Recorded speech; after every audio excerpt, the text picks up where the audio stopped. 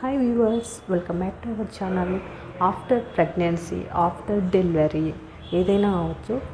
So pigmentation, pimples, acne scars, pores ఇలా తగ్గడానికి చాలా టైం పడుతుంది. అవన్నీ క్లియర్ అయిపోయి ఫేస్ మళ్ళీ మామూలు స్టేజ్ రావడానికి.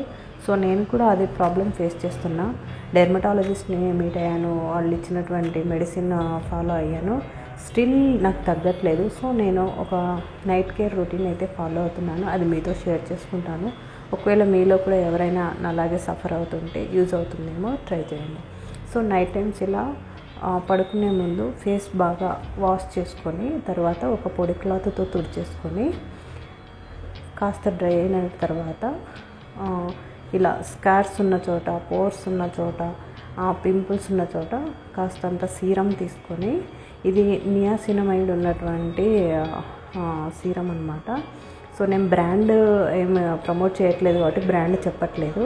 చాలామంది చేసే తప్పు ఏంటంటే సీరంని వేసి ఒకటి మీద మసాజ్ చేస్తారు. అలా కాదండి. ఒక ఫింగర్ టిప్ తీసుకొని ఎక్కడెక్కడ ఉన్నాయో అక్కడ జస్ట్ టచప్ లాగా ఇవ్వాలన్నమాట. సో దాంతో ఏమవుతుందంటే సీరం అనేది మన చర్మంలోకి ఇంకి వాటిని హీల్ చేయడానికి హెల్ప్ అవుతుందన్నమాట. సో ఈ విధంగా అంత టచప్ లాగా మనము ఫింగర్ టిప్ తోటి అలా అద్దుకోవాలన్నమాట.